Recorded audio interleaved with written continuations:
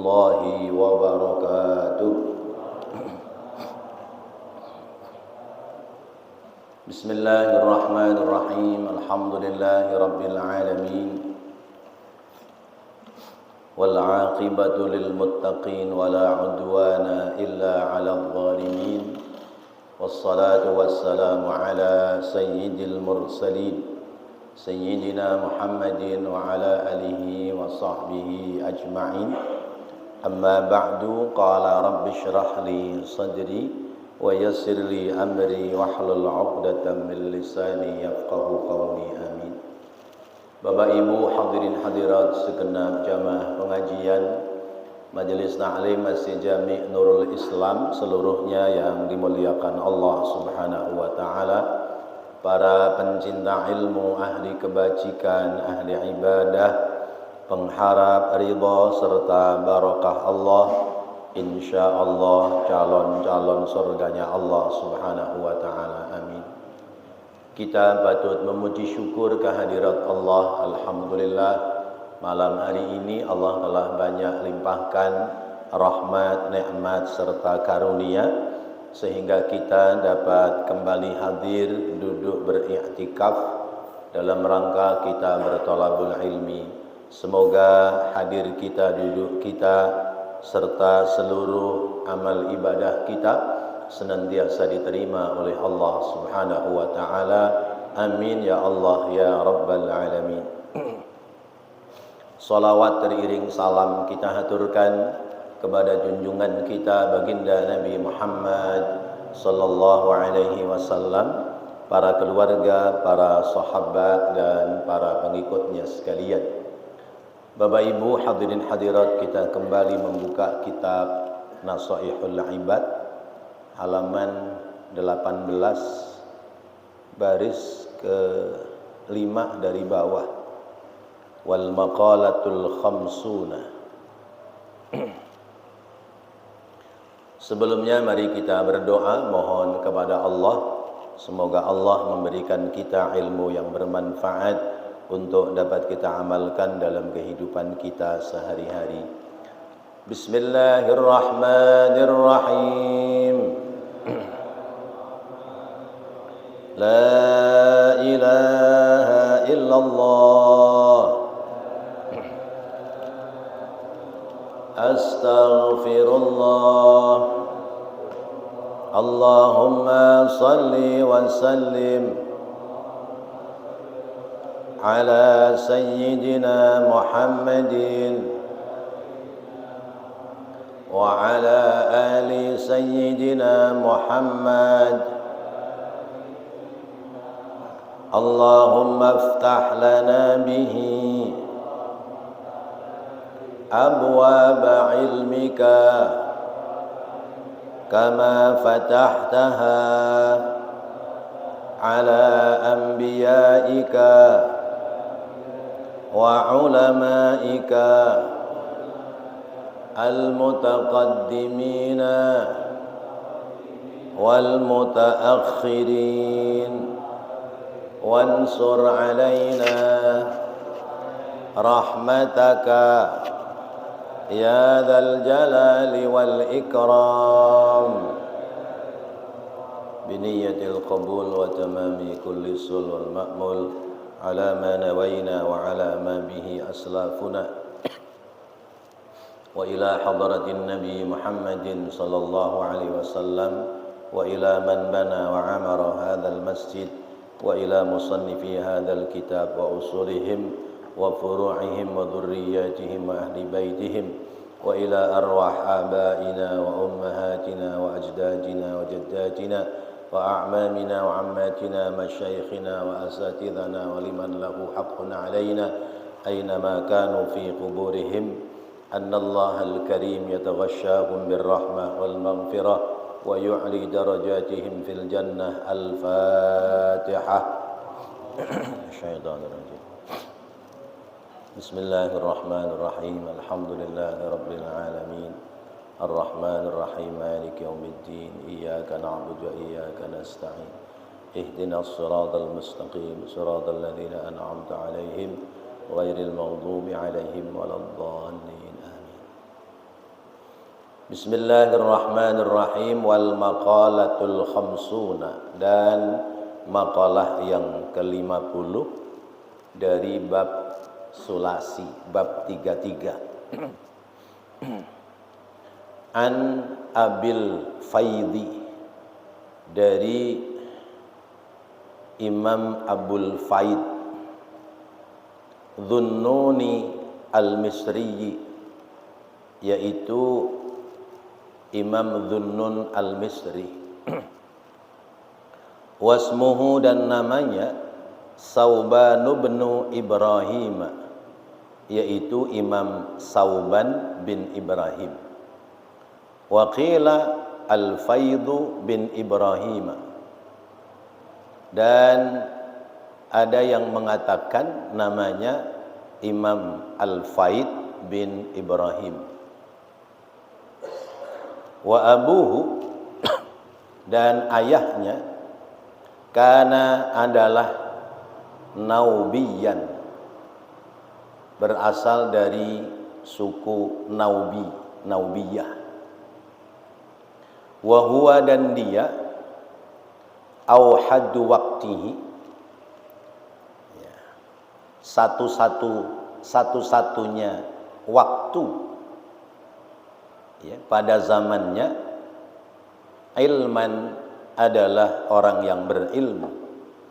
Wara'an, dan orang yang punya sifat wara', yaitu meninggalkan larangan Allah, baik larangan yang sifatnya haram maupun larangan yang sifatnya makruh.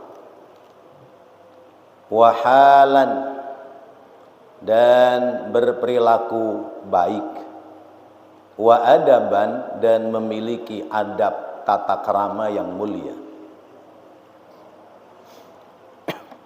Wa kana, dan adalah rajulan, adalah dia, yaitu Al-Faid bin Ibrahim atau Sauban bin Ibrahim, seorang laki-laki nahifan, yang kurus.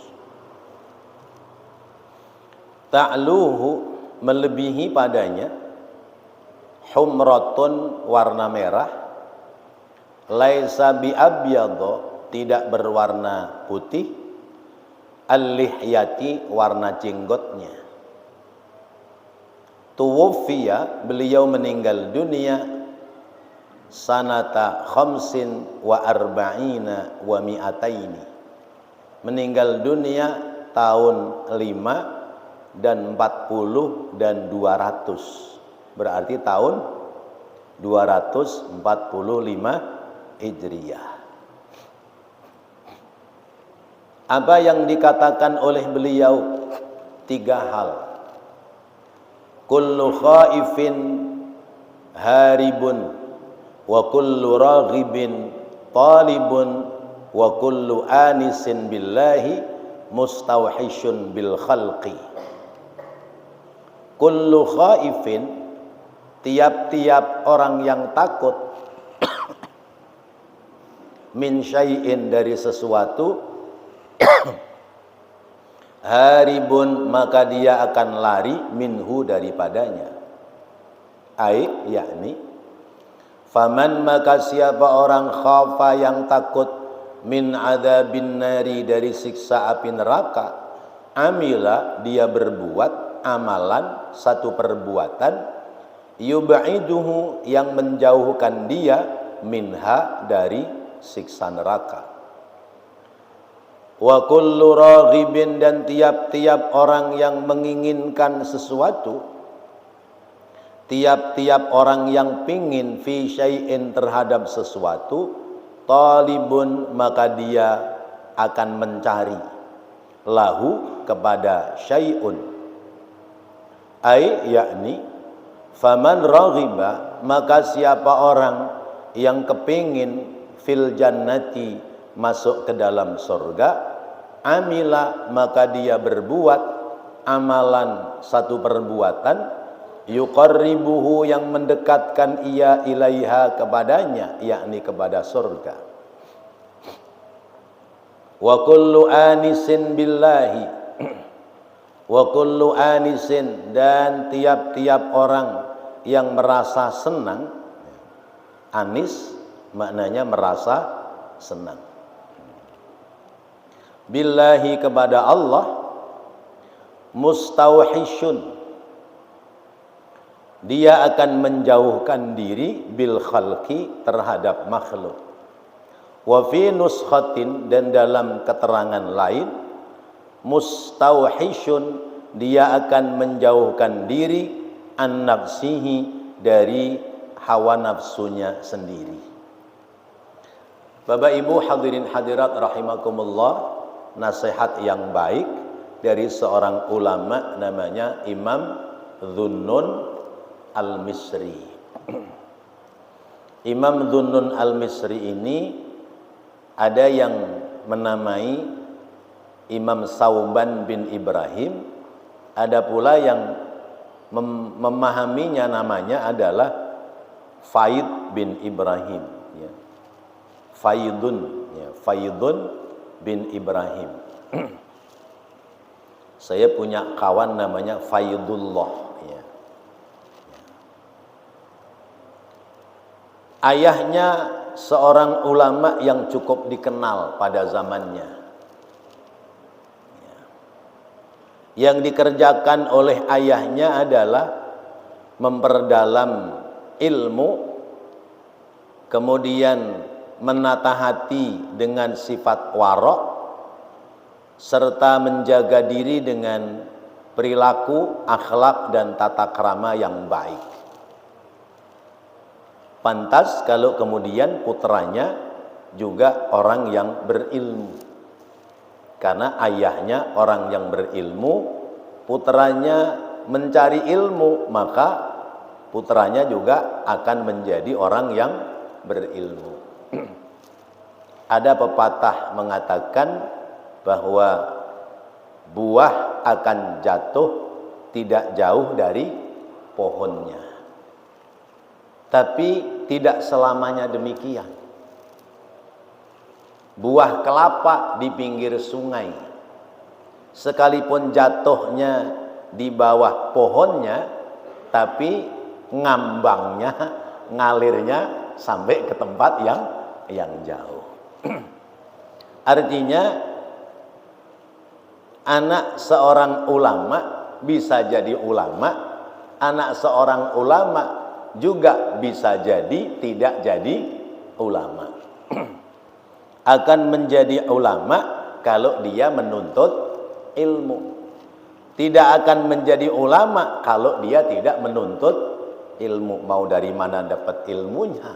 Ya. Ada anak ulama tidak menjadi ulama. Ada anak orang awam bisa jadi ulama. Kenapa? Karena mau menuntut ilmu. Berarti ukurannya bukan anak siapa, ya, tapi ukurannya adalah apa yang dilakukan oleh anak siapa tersebut. Imam Dhunnun Al-Misri menasihatkan kepada kita 3 hal. Hal yang pertama, tiap-tiap orang takut itu pasti lari. Tiap-tiap orang yang takut pasti lari. Pasti lari, apa kadang ada yang tidak lari? Ya. Kita takut karena ada binatang buas, ada ular besar, ya, tiba-tiba muncul depan kita. Kita pasti lari. Larinya mengejar apa menghindar? Larinya menghindar. Ada macan, ya, pas lewat, ya, papasan sama kita. Kita takut, menghindar apa mengejar? Mengejar, menghindar. Ya. Ya. Tapi ada yang takut malah mengejar. Contoh, kita naik sepeda motor, Ini ayam lagi makan nih di pinggir jalan. Begitu kita klaksonin, dit, tuh ayam lari. Larinya kemana dia?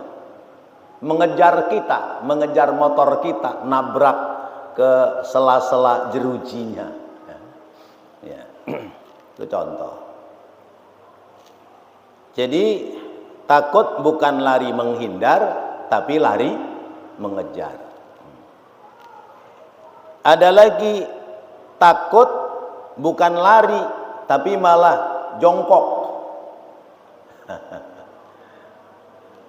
Anjing lewat, kita digonggongin anjing. Yang takut lari apa jongkok? Ada yang kalau takut jongkok ngambil batu. Berarti takut apa berani? Berani. Tapi ada yang bilang pokoknya kalau dikejar anjing jongkok aja dah, ntar anjingnya pasti putar balik gitu. Tapi yang benar bahwa setiap orang yang takut pasti dia akan lari, akan menghindar dari yang ditakuti. Kecuali takut kepada Allah Subhanahu wa ta'ala. Kita takut kepada Allah disebutnya adalah taqwallah. Ittaqullaha, bertakwalah kamu kepada Allah. Maknanya takutlah kamu kepada Allah. Takut akan apa? Takut akan kemurkaan Allah. Ketika kita takut akan kemurkaan Allah, berarti kita menjalani perintah dengan baik, menghindari larangan dengan sempurna. Kita takut sama orang tua, itu takut nyalahi. Ya. Kalau nggak salah, ya nggak ada takut. Tapi begitu kita salah, kita akan takut. Karena itu menghindari dari perbuatan yang salah, sehingga tidak terjadi kemurkaan atau kemarahan dari orang tua. Begitu pula kita takut kepada Allah, menghindari pekerjaan-pekerjaan yang menjadikan sebab kemurkaan Allah. Maka taqwallah, takut kepada Allah, maknanya imtisalu awamirillah wajtinabu nawahihi, menjalankan perintah Allah, meninggalkan larangan Allah. Ada perintah Allah berupa wajib, ada wajib ain, ada wajib kifayah. Kita kerjakan. Ada pula perintah Allah berupa sunnah. Ya. Ada sunnah ab'ad, ada sunnah mu'akkad, ada sunnah ghairu mu'akkad. Ada sunnah yang berat nilai pahalanya, ada sunnah yang ringan nilai pahalanya. Tapi kalau kita takut kepada Allah, menjalankan perintah, baik perintah wajib maupun perintah sunnah. Kalau kita bertakwa kepada Allah, maka menghindari larangan Allah. Baik itu larangan yang sifatnya wajib, ya, wajib meninggalkan, yaitu hukum haram, atau larangan yang sifatnya makruh, yaitu tidak ada dosa tapi tidak disenangi oleh Allah, namanya makruh. Nah, begitu pula ketika kita takut kepada Allah, ya, takut akan siksa Allah, kita menghindari dari apa yang menjadi penyebab siksaan Allah. Ketika kita takut akan masuk ke dalam neraka, maka kita melakukan pekerjaan supaya jauh dari siksa neraka. Ngakunya takut kepada Allah, ngakunya pingin selamat dari siksa Allah, tapi kenyataannya dia mengerjakan apa yang menjadi larangan Allah. Berarti ngomongnya doang takut, ya. Nyatanya, ya, Omongannya takut, tapi kenyataan perbuatannya dia berani kepada Allah. Ngakunya takut masuk neraka, tapi prakteknya dia berani masuk neraka. Ya kayak ayam tadi, ya. Begitu kita naik kendaraan lewat, dia lari, ya, betok-betok, bukan lari menghindar, malah nabrak kendaraan kita, nya kelindes sama kita. Nah, jadi orang takut siksa Allah, orang takut masuk neraka, tapi dia berbuat maksiat kepada Allah, pertanda takutnya adalah palsu. Takutnya tidak sesungguhnya takut. Maka orang yang takut kepada Allah, dia akan menghindari apa yang menjadi larangan Allah. Sebagaimana kita takut terhadap binatang buas, maka kita menghindari supaya tidak diterkam oleh binatang buas.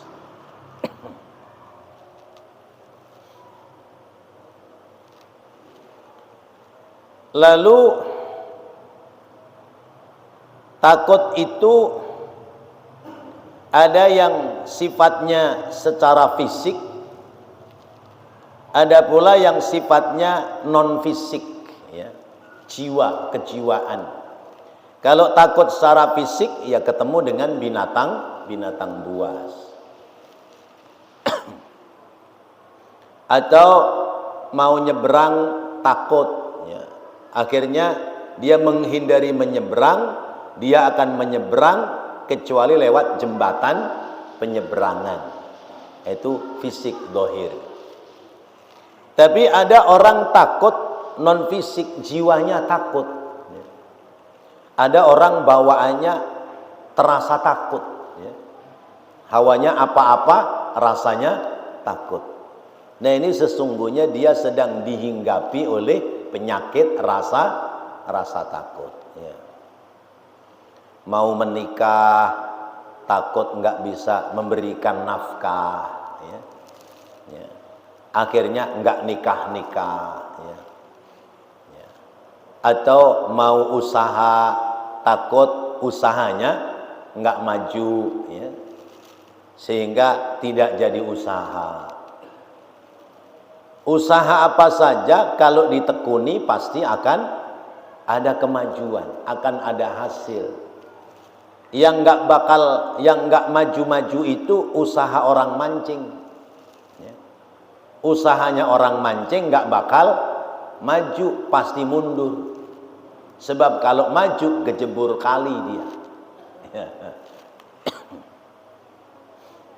Jadi nggak usah ada rasa takut, ya.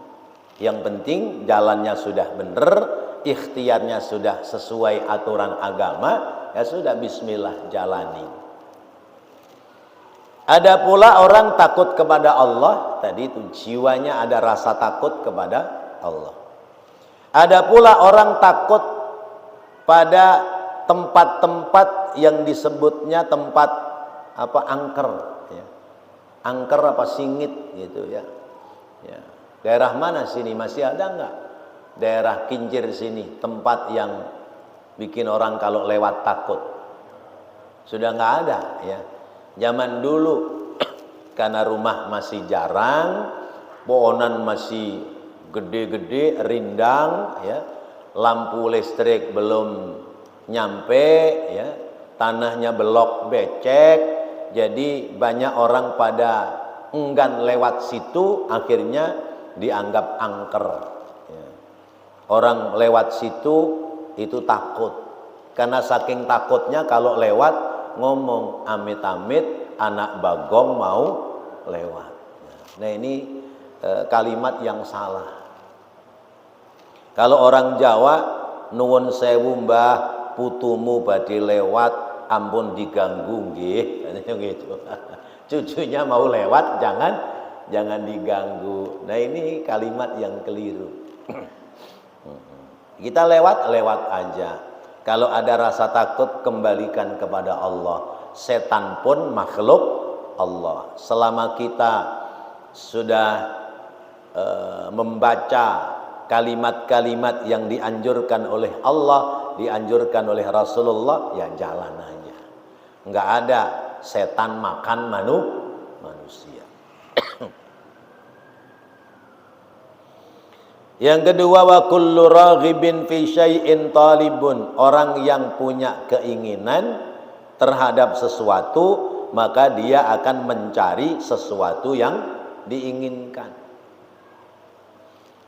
Malam-malam orang pingin makan ketoprak, ya. Perut lapar, nafsu pengennya makan ketoprak, ya keluar dia cari. Di mana ada tukang ketoprak? Oh, sini pojok sini ada tukang ketoprak. Paranin. Wah, udah habis rupanya. Cari lagi tempat lain. Ketemu. Nah, itu namanya keinginannya akan sampai. Kenapa keinginannya sampai? Karena dia jalan untuk sampai kepada yang diinginkan. Ya. Karena itu kalau kita ingin bisa sampai ke surga, ya, kalau kita ingin bisa sampai ke surga, kita hendaknya melakukan pekerjaan-pekerjaan yang bisa menyebabkan kita sampai ke surga. Pinginnya doang mau ke surga. Pingin nggak Pak ke surga? Pingin nggak Bu ke surga? Pingin. Ayo banyak amal, banyak sedekah, ya. Amal sedekahnya dipelipir duit yang paling lecek yang dikeluarin buat sedekah, padahal pinginnya masuk surga, ya. Masuk surga tiketnya jangan kalah sama tiket bayar tukang parkir. Bayar parkir motor berapa Pak sekarang? 2.000 itu kalau duitnya 2.000-an. Kalau duitnya 5.000, dikembaliannya berapa?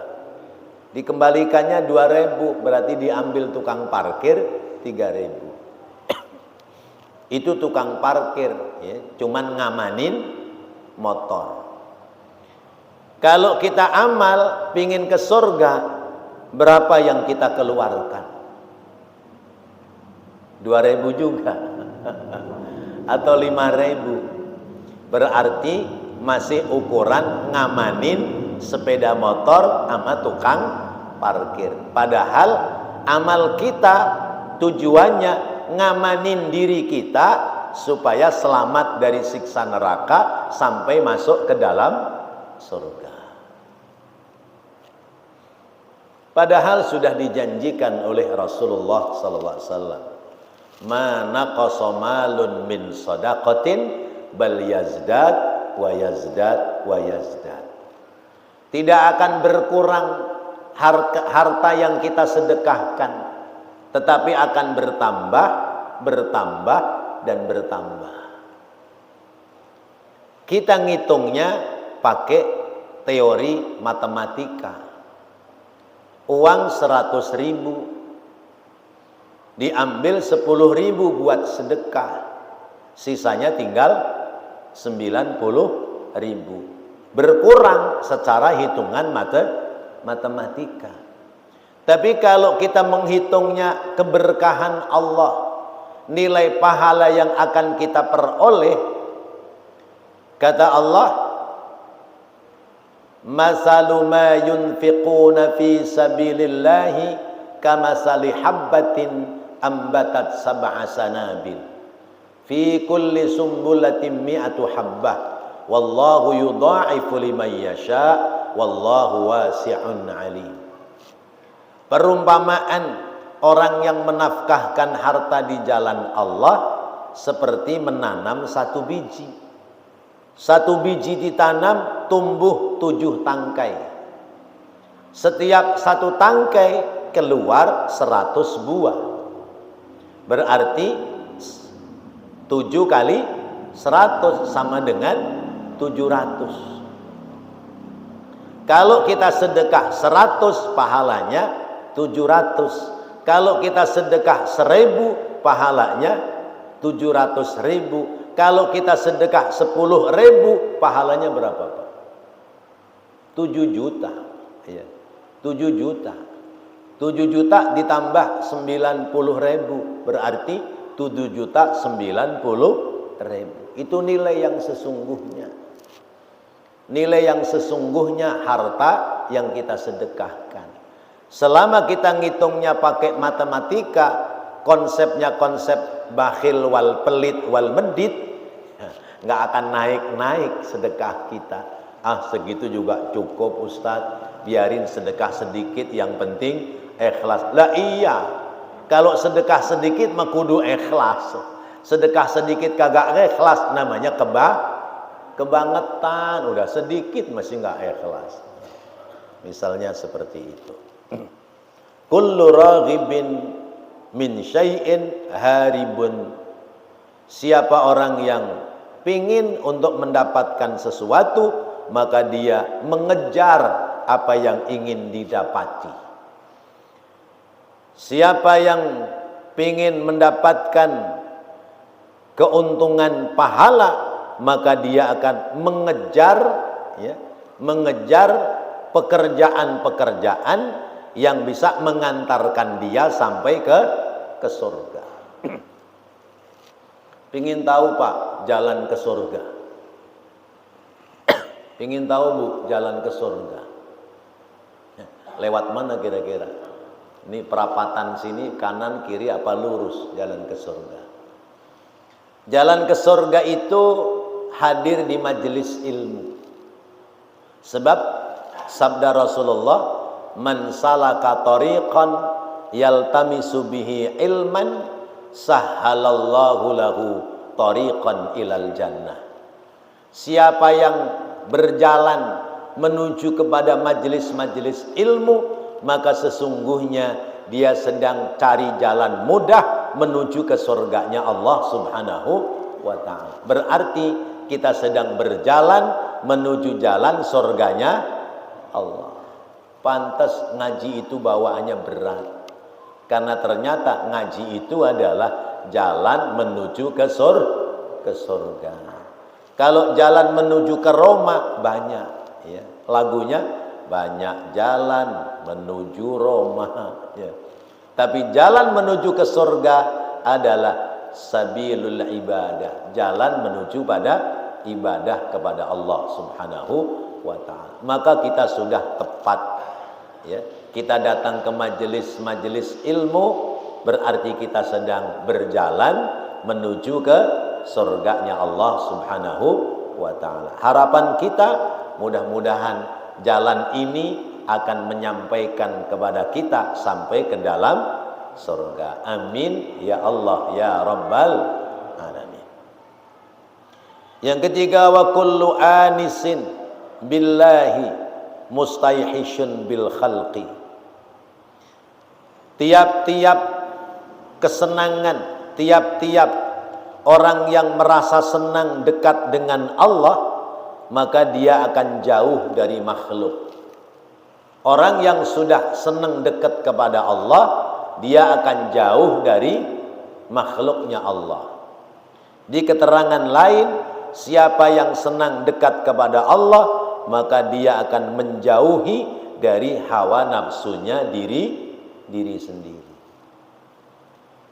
Kapan kita dekat kepada Allah? Saat sujud. Sedekat-dekatnya hamba di sisi Allah adalah saat kita sujud. Berarti saat kita sholat, sesungguhnya kita sedang dekat kepada Allah. Dari dekat kepada Allah, yang paling dekat adalah saat kita sujud. Maka pantas sujud itu disela-selai dengan duduk di antara dua sujud. Sebab kalau tidak disela-selai duduk di antara dua sujud, kita itu pingsan, Pak. Kita pingsan sebab kita sedang menghadap kepada Allah. Komunikasi dengan Allah, kalimatnya subhana rabbiyal a'la wa bihamdihi. itu saat paling dekat kita kepada Allah.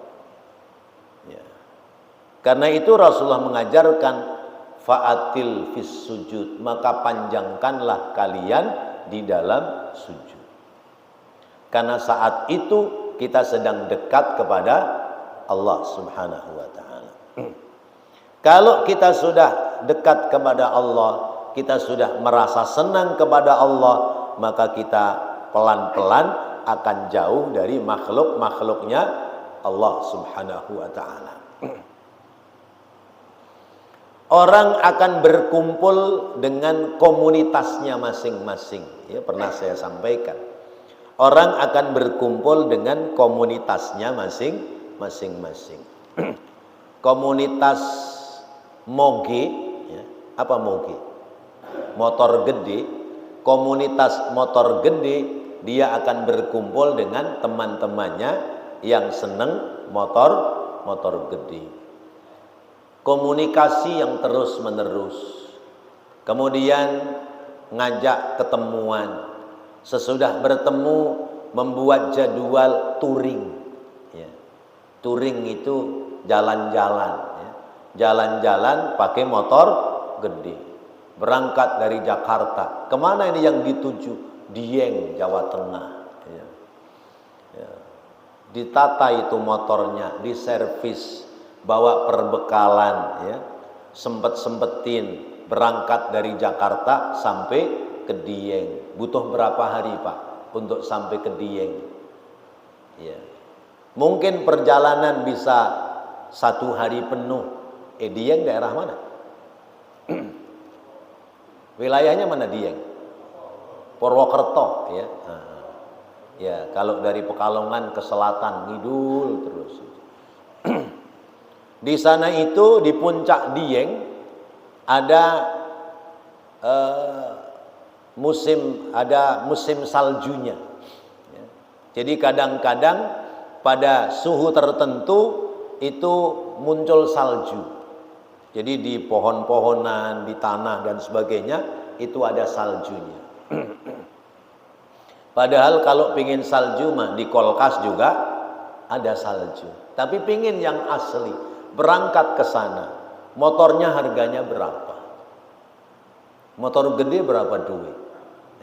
Puluhan juta, bahkan mungkin sampai ratusan juta. Pemeliharaannya berapa duit bulanannya? Perawatannya berapa? Kemudian ketika berangkat bekalnya berapa? Ya. Ya. Perjalanannya butuh keselamatan. Ada ya alat-alat yang dipersiapkan. Pendeknya biayanya besar, ongkosnya besar. Tapi karena itu sebuah komunitas yang membuat dia seneng, sampai dia bikin cuti kerja. Ya. Mestinya dia kerja karena ini Sabtu Minggu, pulangnya pasti Senin sampai Selasa, maka dia bikin izin cuti 2 hari. Hanya gara-gara apa? Ngikutin kesenangan pada komunitasnya. Coba bayangkan Pak. Ini contoh. Misalnya ada orang punya komunitas burung. Kita sering lihat anak-anak muda itu naik sepeda motor, di punggungnya ada kandang burung gede yang tutupin terodong. Ya. Udah nggak peduli ada apa, bagaimana, mungkin anak nangis, istri nggak punya duit, urusan ya komunitasnya hari ini mau lomba, berangkat dia. Berapa biaya perawatan itu burung untuk komunitas lomba kicau burung? Ada yang berani menggaji apa itu namanya tukang rawatnya. Ada yang berani gaji, saya pernah dengar itu sampai sebulan 500.000. Sebulan 500.000 hanya untuk ngerawat itu burung supaya nanti ketika dilombakan juara. Kalau juara 1 dapat trofi, ya, apa namanya itu? Ya, piala, ya, dapat trofi, dapat piala, dapat duit, senangnya luar biasa. Ya. Dari harga beli 10 juta, bisa jadi harganya ratusan juta. Bahkan saya dengar ada burung murai harganya sampai 1 miliar.